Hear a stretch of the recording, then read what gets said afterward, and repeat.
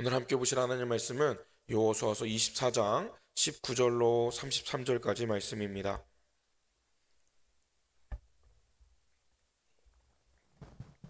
여호수아서 24장 19절로 마지막 절 33절까지 말씀 한 절씩 읽겠습니다.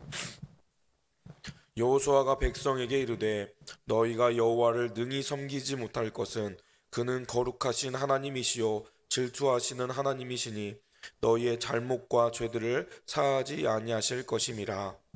만일 너희가 여호와를 버리고 이방 신들을 섬기면 너희에게 복을 내리신 후에라도 돌이켜 너희에게 재앙을 내리시고 너희를 멸하시리라 하니, 백성이 여호수아에게 말하되 아니니이다 우리가 여호와를 섬기겠나이다 하는지라. 여호수아가 백성에게 이르되 너희가 여호와를 택하고 그를 섬기리라 하였으니 스스로 증인이 되었느니라 하니, 그들이 이르되 우리가 증인이 되었나이다 하더라. 여호수아가 이르되 그러면 이제 너희 중에 있는 이방 신들을 치워버리고 너희의 마음을 이스라엘의 하나님 여호와께로 향하라 하니, 백성이 여호수아에게 말하되 우리 하나님 여호와를 우리가 섬기고 그의 목소리를 우리가 청종하리이다 하는지라. 그날에 여호수아가 세겜에서 백성과 더불어 언약을 맺고 그들을 위하여 율례와 법도를 제정하였더라. 여호수아가 이 모든 말씀을 하나님의 율법책에 기록하고 큰 돌을 가져다가 거기 여호와의 성소 곁에 있는 상수리나무 아래에 세우고, 모든 백성에게 이르되 보라 이 돌들이 우리에게 증거가 되리니 이는 여호와께서 우리에게 하신 모든 말씀을 이 돌이 들었음이니라. 그런즉 너희는 너희 하나님 여호와를 부인하지 못하도록 이 돌이 증거가 되리라 하고, 백성을 보내어 각기 기업으로 돌아가게 하였더라. 이 일 후에 여호와의 종 눈의 아들 여호수아가 110세에 죽음에 그들이 그를 그의 기업에 경내 딥나세라에 장사하였으니 딥나세라는 에브라임 산지 가하스산 북쪽이었더라. 이스라엘이 여호수아가 사는 날 동안과 여호수아 뒤에 생존한 장로들 곧 여호와께서 이스라엘 위하여 행하신 모든 일을 아는 자들이 사는 날 동안 여호와를 섬겼더라. 또 이스라엘 자손이 애굽에서 가져온 요셉의 뼈를 세겜에 장사하였으니 이곳은 야곱이 백 크시타를 주고 세겜의 아버지 하몰의 자손들에게서 산 밭이라. 이것이 요셉 자손의 기업이 되었더라. 읽겠습니다. 아론의 아론의 아들 아들 엘르아살도 엘르아살도 죽음에 죽음에 그들이 그의 아들 비느하스가 에브라임 산지에서 받은 산에 장사하였더라. 아멘. 할렐루야. 여러분 정말 존경합니다. 이 날씨에 또 습관을 쫓아 나오신 모든 여러분들 하나님께서 크신 은혜 베풀어 주실 줄 믿습니다. 안전하게 오셨던 것처럼 돌아가시는 길도 넘어지지 않도록 조심해서 잘 돌아가시는, 그리고 또 기쁨 넘치는 복된 하루 되시기를 축복합니다. 우리는 여호수아의 마지막을 드디어 읽게 되었습니다.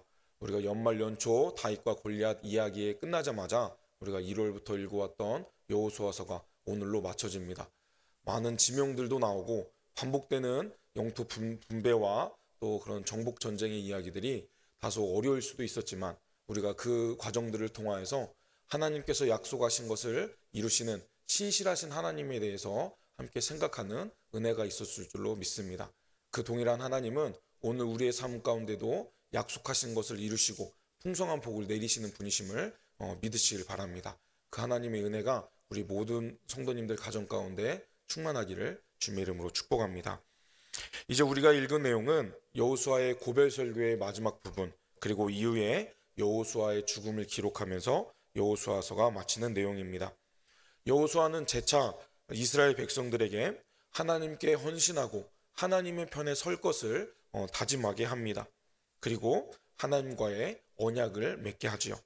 그래서 그 여호수아의 바람대로 이스라엘은 하나님과 다시 한번 언약을 맺고 이후에 이제 여호수아는 백성들을 각자의 기업으로 돌아가게 하는 내용이 오늘의 내용입니다. 함께 읽었던 19절의 말씀 같이 읽어보겠습니다. 여호수아가 백성에게 이르되 너희가 여호와를 능히 섬기지 못할 것은 그는 거룩하신 너희의 잘못과 죄들을 사하지 아니하실 것임이라. 아멘. 어제 말씀에서 여호와를 섬길 것을 다짐하는 이스라엘 백성들을 향해 여호수아는 다시 한번 전심을 다해 하나님을 섬길 것을 촉구합니다. 여호수아는 이스라엘 백성들을 향해 그들이 능히 여호와를 섬길 수 없을 것이다 라고 말합니다. 이것은 이스라엘 백성들에게 헌신할 것을 결단하는 그들의 주의를 환기시키는 역설적인 표현인 것이죠.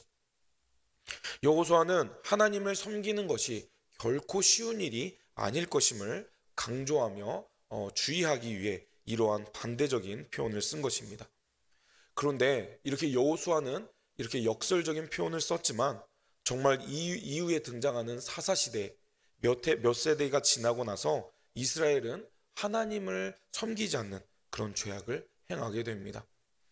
그의 말대로 여호와를 섬기는 것이 쉽지 않은 문제임을 오늘 우리에게도 알려주고 있는 사실인 것이죠. 그것이 어려운 이유는 무엇일까요? 오늘 본문에서 여호수아는 하나님의 두 가지 성품에 대해서 하나님께서 어떤 분이신지에 대해서 말씀하고 있습니다. 그분은 거룩하신 분이시고 질투하시는 하나님이시기에 그러한 하나님을 섬기는 것이 쉽지 않음을 여호수아는 강조합니다.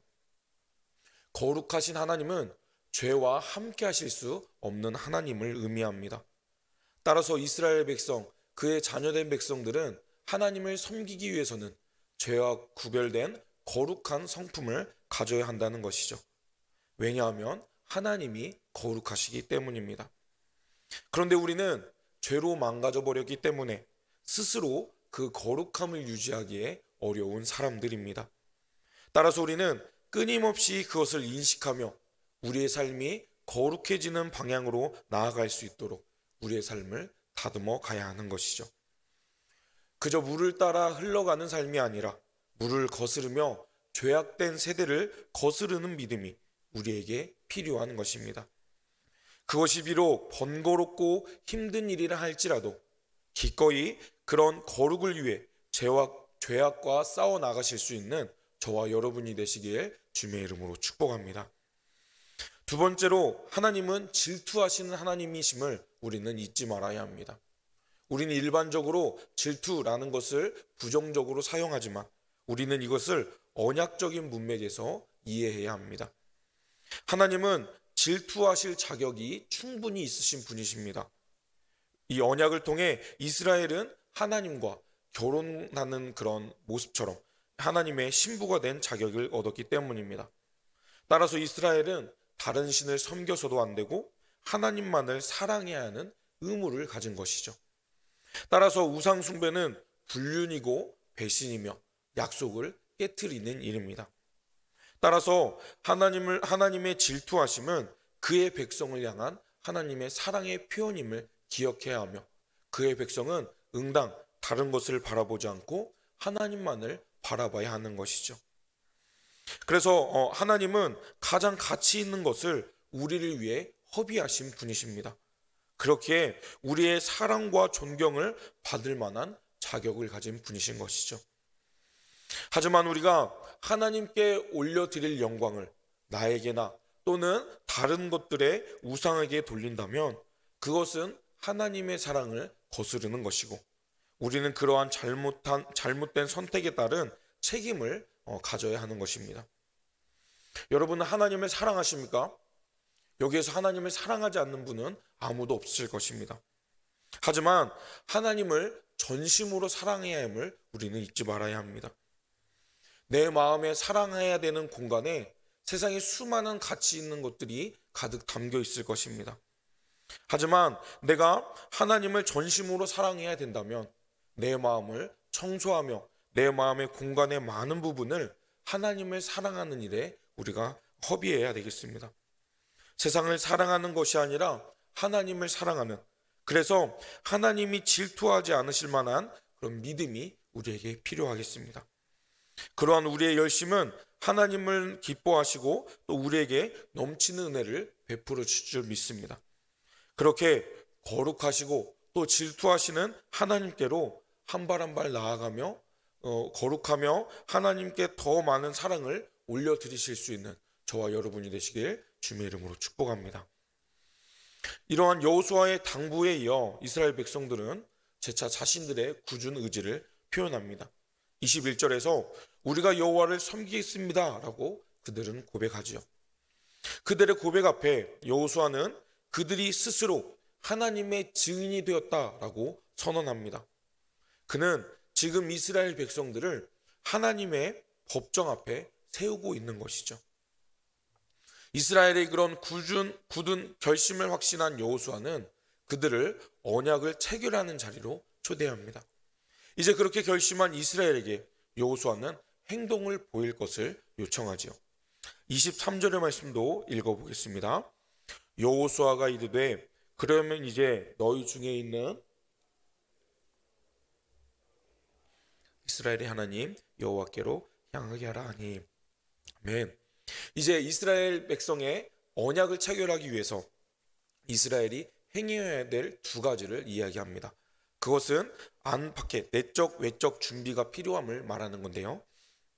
그들 가운데 첫 번째로 그들 가운데 이방 신들을 치워버리는 행위, 그리고 또 마음을 하나님께로 향하는 행위를 감당해야 하겠습니다.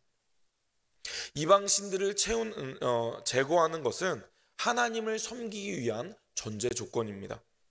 그리고 이스라엘 가운데 이방 신을 제거하는 것이 언약 체결을 위한 외적인 준비라면 그들의 마음을 하나님께로 향하는 것은 내적인 준비로 볼 수 있겠습니다. 이 이방 신들을 치워버리라 라는 여호수아의 명령은 당시 이스라엘 백성들 가운데 신앙적으로 해이한 모습이 보였음을 우리는 깨닫게 됩니다. 여호수아는 그것을 감지하였기 때문에 그렇게 반복하며 강조하고 있는 것이죠. 이것은 자연스럽게 이 이후에 이루어지는 사사기의 상황을 우리가 떠올리게 됩니다. 어쩌면 이스라엘 백성들 가운데 하나님과 더불어 그들에게 풍요를 줄 것 같이 여겨지는 가나안 신들을 섬기고자 하는 유혹들이 있었던 것으로 보입니다. 그렇지만 여호수아는 단호하게 그런 것을 섬기는 유혹을 끊고 하나님께 돌아와야 함을 이야기합니다. 하나님을 섬기는 것은 그렇게 외적으로 결단이 필요한 것입니다. 하나님 아닌 다른 것을 더 좋아하고 시간을 들이고 섬기는 마음들이 있었다면 그것을 끊어주시길 바랍니다.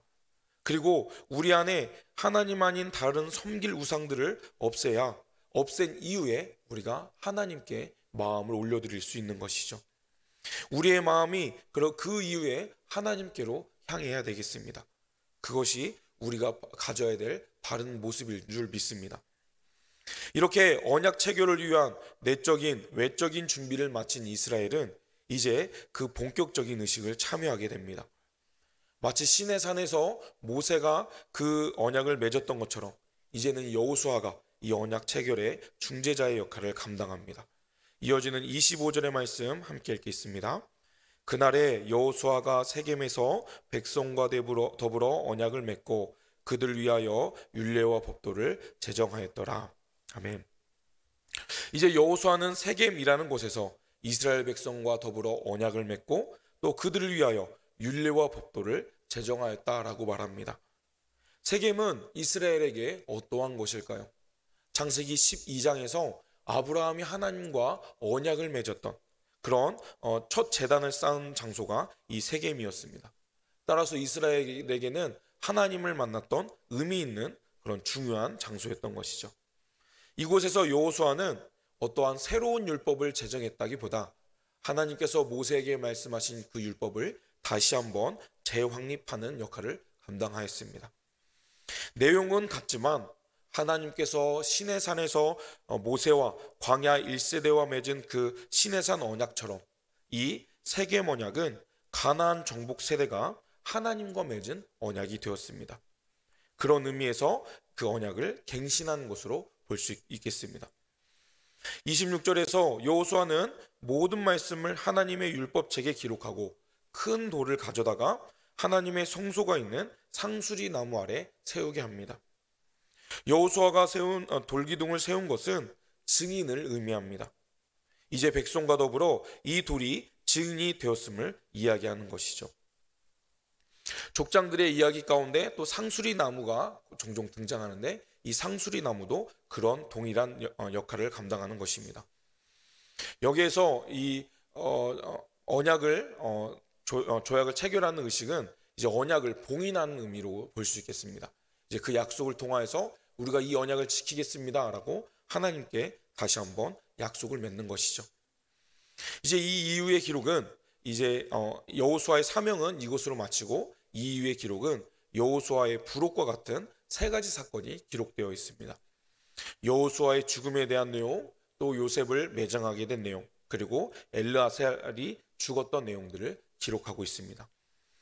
그 전까지 이스라엘 족장 중에 누군가가 죽게 된다면 지역 주민에게서 매장지를 구입하여 장례를 진행하였습니다. 창세기 23장에서 아브라함은 막벨라구를 햇사람 에브론에게서 샀고 또 이곳에서 아브라함, 사라, 이삭 등 그런 족장들이 매장되었죠. 그리고 창세기 33장에서 야곱은 하몰에게서 밭을 사서 요셉을 장사하려 했습니다. 그 전까지 이스라엘 족장들은 이주민들이었기 때문에 장례를 진행하기 위해서는 먼저 땅을 사서 영구적인 소유권을 얻어야 했습니다. 만약 그렇게 하지 않는다면 이제 그 무덤이 훼손될 수도 있었기 때문에 그렇게 했던 것이죠. 하지만 오늘 함께 읽었던 여호수아와 엘르아살은 이전의 족장들과는 달랐습니다.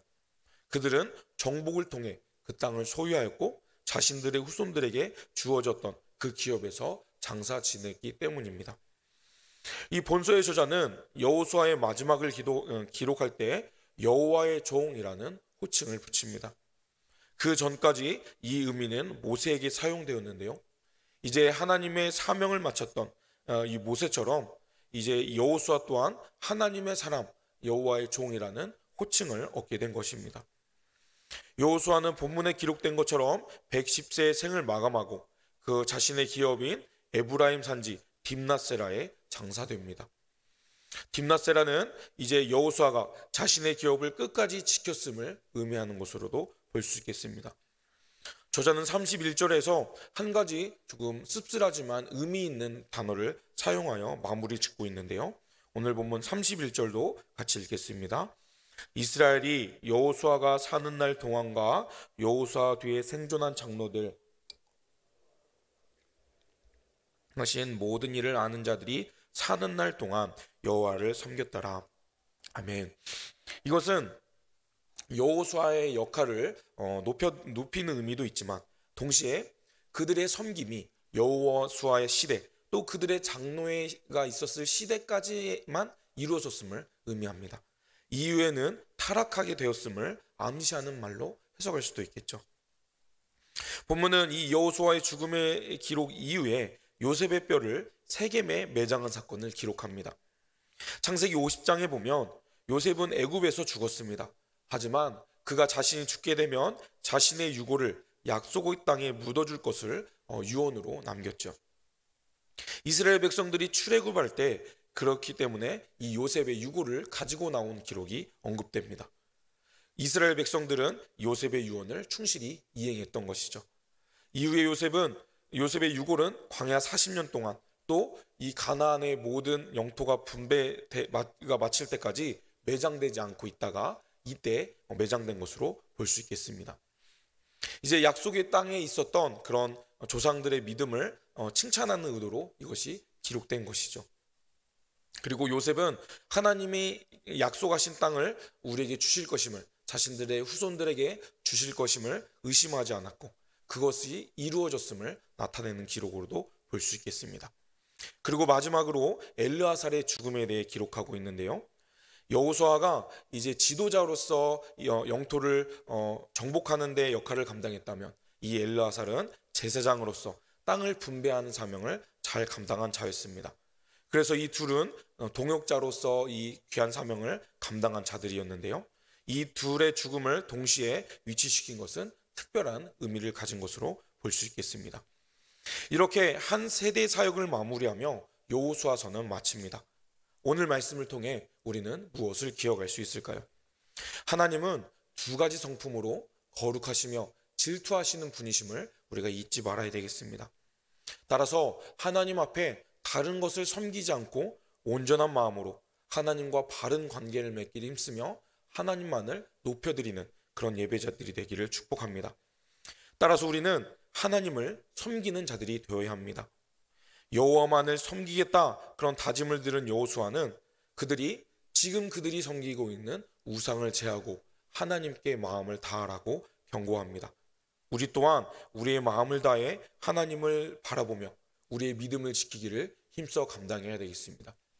그리고 이러한 믿음은 우리뿐만 아니라 우리의 자녀들에게까지 이어져야 하겠습니다. 겨울 사역을 진행하고 있습니다. 여전히 참여하는 것을 수련회와 성경학교를 참여할 것을 고민하고 있는 아이들을 보게 됩니다.